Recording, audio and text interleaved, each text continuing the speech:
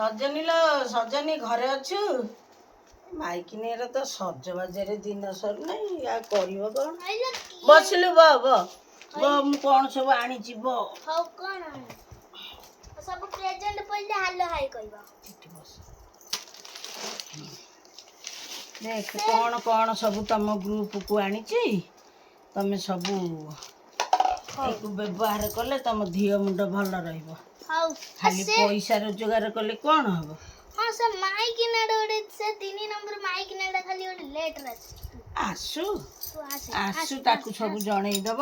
ମୁଁ ଏତେ ସମୟ ବସି ପାରିବିନି। ଦେଖ ଏଇଟା ହେଲା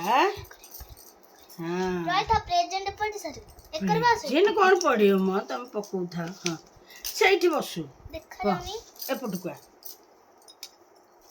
ଜାମିନା ବସ ଲୋ ଜାମିନି ବସ।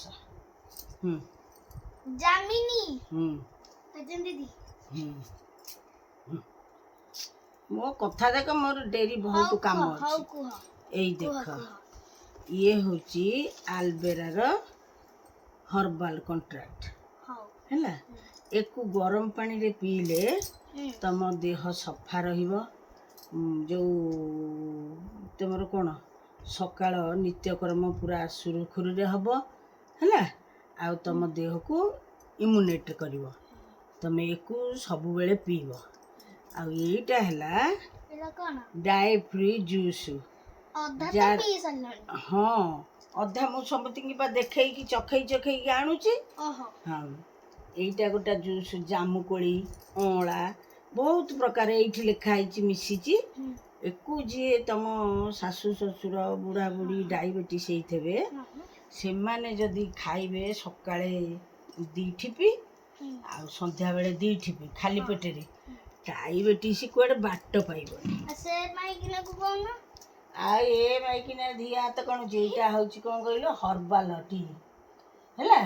ଆକୁ କିଛି କରିବା ଦରକାର ନାହିଁ। ଗରମ ପାଣିରେ 2 ଚାମଚ ପକେଇକି ଗୋଳିବ, ପିଇଦବ, ପୁରା ଦେହରେ ବଳ ଆସିଯିବ। ସକାଳୁ ସ୍ୱାମୀ ମାନଙ୍କୁ ଜଳଖିଆ କରିକି ଖାଇବାକୁ ଦବ।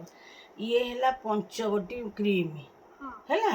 ତମ ଗୋଡ଼ ଫାଟିଥିଲେ, ଖଣ୍ଡିଆ ହେଲେ, କୋଉଠି ପଡ଼ିଗଲେ, ମକଚେଇ ଗଲେ ଏକୁ ଲଗେଇଦବ, ସାଙ୍ଗେ ସାଙ୍ଗେ ଭଲ ଜୀବାଣୁ ମରିଯିବେ। ତାପରେ ଯାହା ଟ୍ରିଟମେଣ୍ଟ କରିବ। ଆହୁରି ବହୁତ କଥା ଅଛି, ମତେ ଟାଇମ ନାହିଁ।